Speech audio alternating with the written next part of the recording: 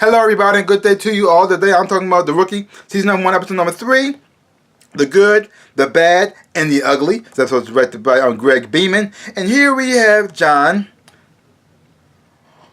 working alongside his T.O. Bishop.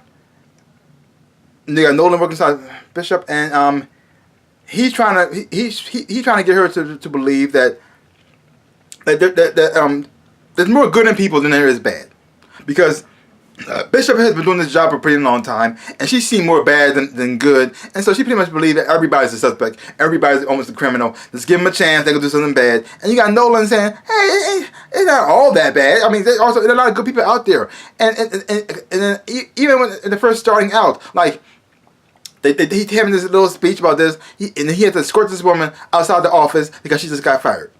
That's part of their job. And he had another conversation about people being good and all that stuff like that. And then the same woman decides to attack her boss's car and start wrecking it. And they said, "Oh crap!" And they had to arrest her. Like this, what is happening? And then at the same time, they stop a robber. They stop robbers, sort of. And then one of the civilians on the train steals the money that the robbers stole and tried to use this and ran off with it. And it's just crap. But in the process, you have Bishop, even though she's his T.O., you find out she's not perfect. She's not perfect herself, and sometimes she makes mistakes as well too, because they got their boss, Sergeant Gray, who just hates Nolan. Hates Nolan from the start because he feels as though he's too old. He's going through a midlife crisis. He's going to be a failure. And so far, Nolan, even though he may make some mistakes here and there, he has shown himself as a good police officer, and he actually has a chance. Unlike some people who I'm talking about. Because you also have Lucy, who's secretly dating Nolan, which is, well, not really good. And her T.O. is back.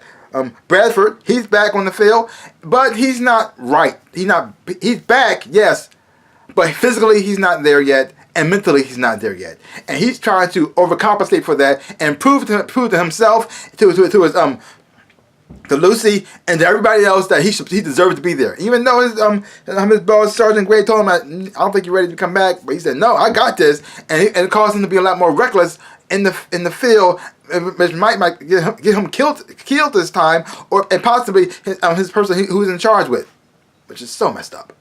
And you also see his wife making an appearance in this episode, and you find out more about her, how she used to be a cop. She did undercover doing narcotics, and maybe something along the line. She got on drugs and messed up her life, and then, well, she went downhill from there, which is so messed up and so touching, because you can tell he still loves his wife. He wants to support his wife and be there for her, but she keeps pushing him away, and she turns to a life of drugs, the same drugs she was trying to bust and stop while she was a police officer on the job. This was so sad. Makes it even more sad knowing that she was doing narcotics and undercover too.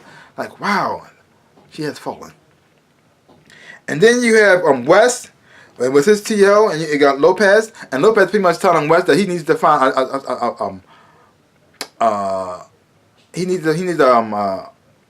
a second career choice.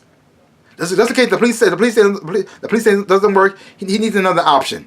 And you got West saying, "No, I'm a cop through and through. I'm never going. This is the only choice I have. There is nothing else." But at the same time, we all know he's not a cop worthy. Because, see, the first time the shooting happened, he froze, and then he proved himself a little bit last time, but there was no shooting. But this time, when the guns came out again, whoop! You saw the fear. He's not there.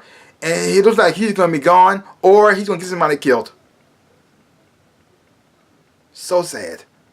Overall, I'm enjoying this show. I'm enjoying getting to know these characters, seeing their life, how they learn how to become police officers out on the field, the mistakes and the ups and the downs. When they do mess up, you actually root for them because you want to see them get better. And when they do something right, you root for them even more, because you just, yes, because you like these characters. You want to see them grow. And even though West is having this freak out doing a gun, you want to see him overcome this. You want to see him get past this. Hopefully he does. Hopefully. But if not, well, he got to go.